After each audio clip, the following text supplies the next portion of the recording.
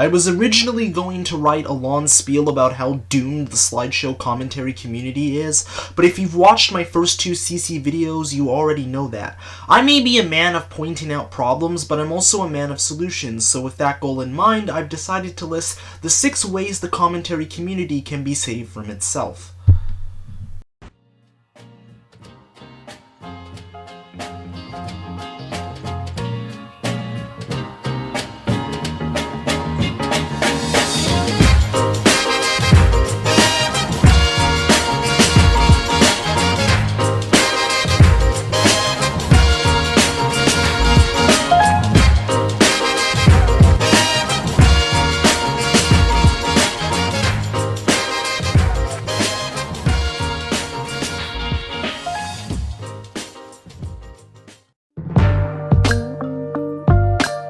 I was going to talk about this in the previous video, but Dylan Thomas asked me not to, but since Dylan has pulled a Leafy and has disappeared from the internet entirely, I don't think he'll mind me sharing this. When the alt-CC was formed in early 2017, they were instantly labeled as salty by the Neo, which resulted in the hashtag SaltCC. Keep in mind that at this point, the alt-CC hadn't done anything. Nobody knew what their plans were, nobody knew what their intentions were, and nobody knew if it would be any good or not. Instead of talking with Dylan and the other members of the alt-CC about those things, they resorted to scorn and mockery. This has been one of the many sources of frustration I've had with this community. They have this annoying tendency to let problems bubble to the surface and explode like a metaphorical volcano. This goes for both sides. The alt could have made the Neo aware of their problems sooner, while the Neo could have been more receptive and open-minded when the alt finally expressed their issues with the community. You're probably thinking that the Neo alt drama was the result of 2 highly opinionated and egotistical groups of people deciding to form their own communities, with blackjack and hookers, but what really caused it was the conflict between Dylan and Doodle. To make a long story short, Dylan made a commentary on Doodle titled Emotion vs. Logic. Doodle got mad and put it in the honorable mentions of her top 10 worst commentaries of 2016. Dylan finally has enough and leaves the Neo-CC along with a few others to form the alt-CC, and the rest, as they say, is history. And to think, all of this could have been avoided if both sides put their egos aside and had an adult conversation to talk about their issues. None of this had to go public, but in the end it didn't even matter. Adult conversations in the CC are in even shorter supply than the McRib. Another example of this would be the Mr. Medicare drama. Remember when certain CC members challenged Medicare to a debate, only to back out at the last minute?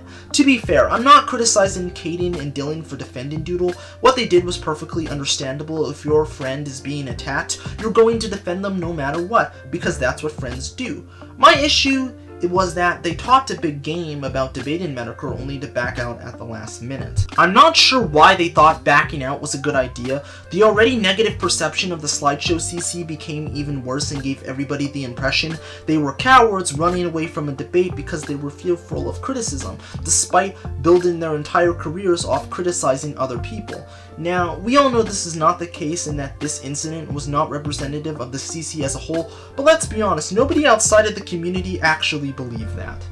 If you have a problem with someone, confront them about it. Don't let problems bubble to the surface and explode, because the resulting eruption will be very messy. Don't resort to public shaming. Either keep it private and have an adult conversation with the person you have a disagreement with. Doing it this way ensures both sides get their point across and that the community doesn't turn into the internet equivalent of Captain America Civil War. Dramas were starting left and right, and it just made being in the community not fun anymore. However, what I can give 2017 credit for, though, is most of the people who left last year were the toxic ones who are driving people out of this community. Not all of them did, and some of who we lost were genuinely welcoming people despite what you think of the quality of their content. But overall, we cleansed most of the toxicity out of the community. However, that was also 2017. I think after people sat down and talked about how bad the year was in the community, they started to wise up to the problems and have started treating one another with a little more respect. When it comes to weeding out toxic individuals, the CC hasn't actually done anything. Toxic individuals such as Darkseid, Megadupe, and That Seventh Bloody Dragon all left on their own volition. They weren't kicked out or forced out, they left on their own. While I do agree with Doodle that the CC is far less toxic than it was a few months ago, it's not because of anything she or the rest of the CC did, it was because the toxicity that was spawned by these toxic individuals went with them when they left, therefore making the slideshow CC less toxic by default. What about smartass Burb? While he's infamous for the classic "black people are not oppressed" tweet, that was made long after he was ostracized from the community. For those of you who don't know, smartass Burb, who at the time was known as Super Funny Bros, was disowned by the CC after he took money from a GoFundMe campaign that was set up to help Youngblood Fantasy 91's boyfriend Emmett move out of his abusive household. What he did was scummy, and he's a piece of shit for doing it, but it was his own actions that did him in, and not any toxicity that he exhibited, because up until that point, he hadn't done anything toxic. What about Nihilistic Snake? I would have considered him a toxic individual that was weeded out of the CC if it weren't for the fact that he's done a good job ostracizing himself from the community on his own with his very colorful personality, and plus, he's mostly irrelevant, so he doesn't count.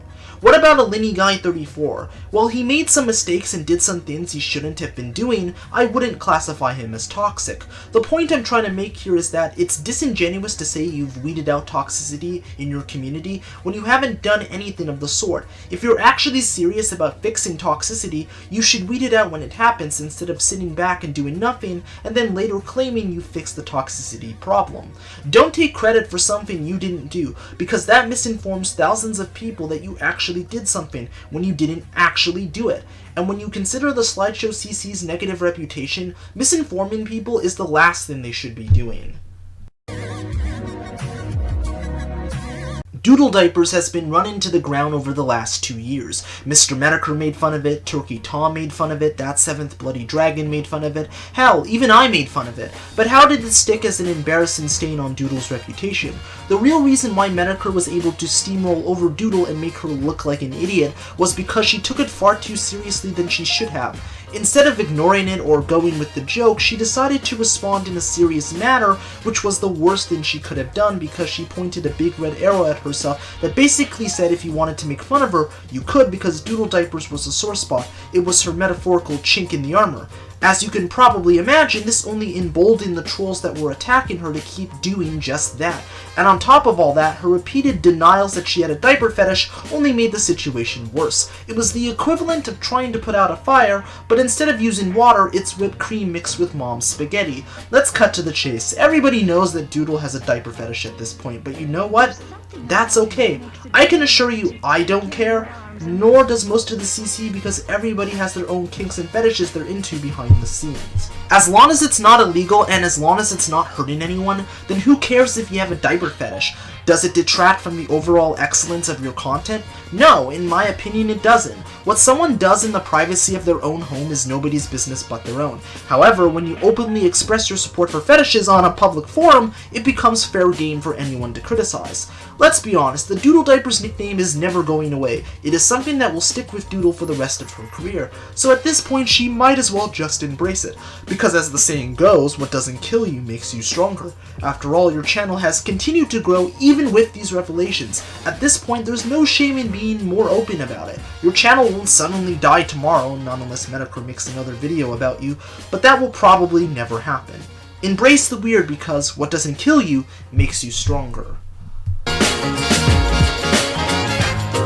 When it comes to doubling down, nobody is better at it than Doodle. The CC has a bad habit of not admitting when they're wrong and repeating certain mistakes over and over again. By this point, everybody remembers the infamous kink shaming isn't my fetish. I would cut her some slack if that were a one-time thing. Unfortunately, she has doubled down on multiple occasions. Remember when a bunch of Doodle's friends went on a live stream to express their issues with her, and she flipped out by making a video throwing them all under the bus because she believed they were attacking her? Remember when Dylan made a video criticizing her tendency to use emotion over logic, and then she ended up putting that video in the honorable mentions of her top 10 worst commentaries of 2016?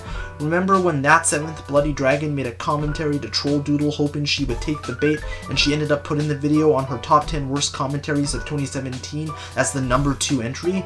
If you guessed that all of the incidents I just mentioned relate to her doubling down by making the same mistake over and over again, you would be right. Doodle's occasional tendency to let emotion rule over logic is one of her biggest problems, and is one of the many reasons she's sometimes reduced to a walking punchline, but she's far from the only one to double down on a mistake.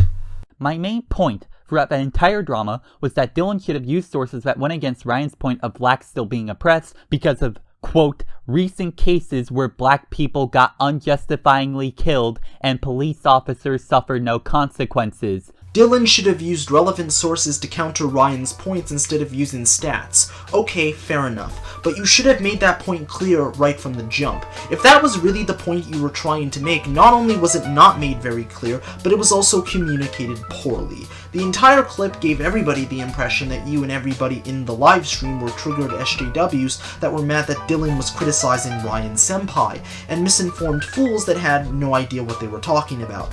On top of all that, Ryan didn't even make any sort of point. He just got mad at Smartass Burb for making the black people are not oppressed tweet. Dylan responded to that, and from there, it was the snowball that started the avalanche. While I understand your frustration about people taking the clip and running with it instead of trying to get the other side of the story, the full context of what you actually said, aka the live stream, is nowhere to be found, and it's currently unclear if it was even uploaded to YouTube at all. The small clip from the live stream that everyone, including myself, used against you from the now deleted old CC video discussing the Smartass Burb drama is all that remains. The black oppression drama got as big as it did due to poor handling and communication.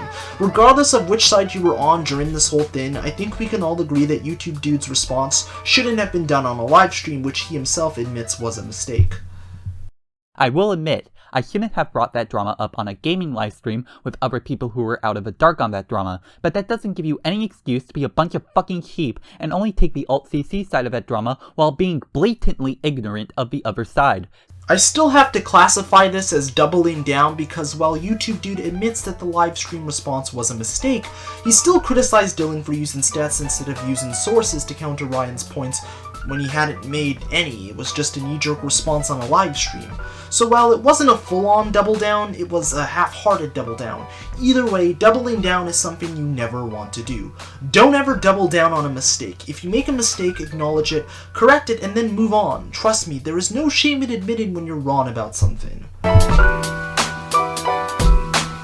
The commentary community has a really stupid mentality of believing that every anti-CC video is bad. But why is that? There have been many anti-CC videos that were not any good, but if you came up to me and asked me what the antithesis of a bad anti-CC video is, it would have to be Megadupe's rant on the Neo and old CCs. It was basically 10 minutes of yelling about nothing. I firmly believe you can criticize any group or community as long as you have an underlying point behind it all, but if you don't, the results can be disastrous. The video was intended to criticize both the Neo and all for how childish they were acting, and that he wanted nothing more than the drama to end. And what happened? Not only did the drama not end, it got even worse, which in turn further cemented the CC's already negative reputation, and it also ensured that Megadupe would never be taken seriously by the CC ever again.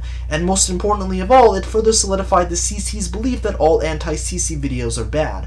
While I think it's incredibly stupid to write off every anti-CC video as bad when only a handful of them have been bad, but at the same time, I understand where the mentality comes from. Imagine being a commentator and having to listen to someone who ironically believes they're the ultimate ranter, but at the same time wants to be taken seriously.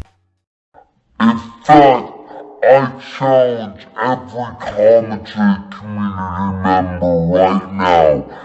Next year at WrestleMania, all of you guys, in the main event, I will walk in there as a challenger and come out of there as a champion. Nothing can stop me. I am the best.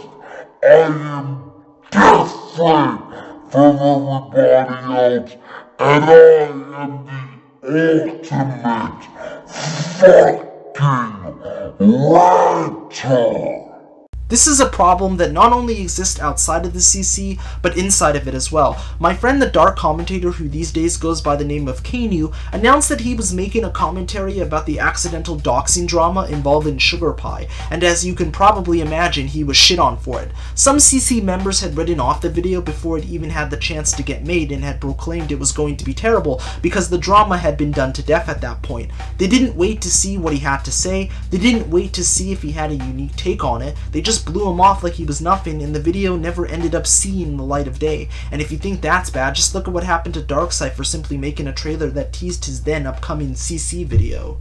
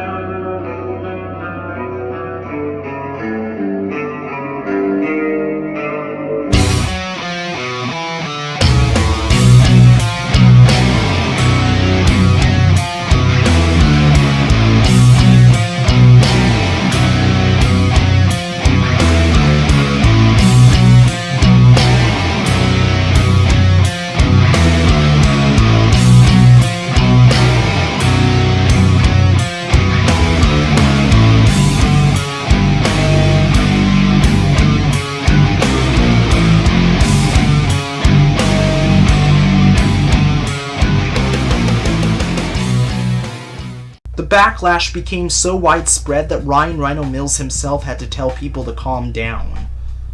But at the end of the day, we are not really making a good case for us being in the right when we go to Darkseid's video instantly assuming it's going to be bad, instantly assuming it's going to be generic, and instantly proving Darkseid's point in that regard. When the video finally came out, it actually wasn't that bad. It wasn't perfect by any means, but it wasn't the dumpster fire train wreck everyone thought it would be. So all of that rage and hoopla over Darkseid's video being an edge-filled disaster turned out to be completely unfounded. But surely people that are fair in their criticisms towards the CC won't have their videos written off as generic CC rants, right? When I published my first CC video back in November, I made the horrible mistake of criticizing Doodle Tones, which was mostly centered around her telling Todd, aka Dark Ghost Wind, to kill himself, and her incredible Disney-like overreaction over a livestream hosted by Manga Common that discussed the various issues people had with Doodle. Because I dared to call her out for this, my video was written off as another generic CC rant, despite the fact it was a critical analysis and not a rant. It really doesn't matter if you're harsh and direct or calm and analytical. If you criticize the CC, whether you're inside or outside of it, be prepared for some blowback. While I understand the mentality of the CC thinking that every anti-CC video is bad, it's a mentality they really need to break away from, because continuing to perpetuate it only makes the community look like a bunch of petulant children that can't take any sort of dissenting opinions, and we all know that's not true. If someone announces they're making a video criticizing the CC, don't flip out and automatically assume it's bad.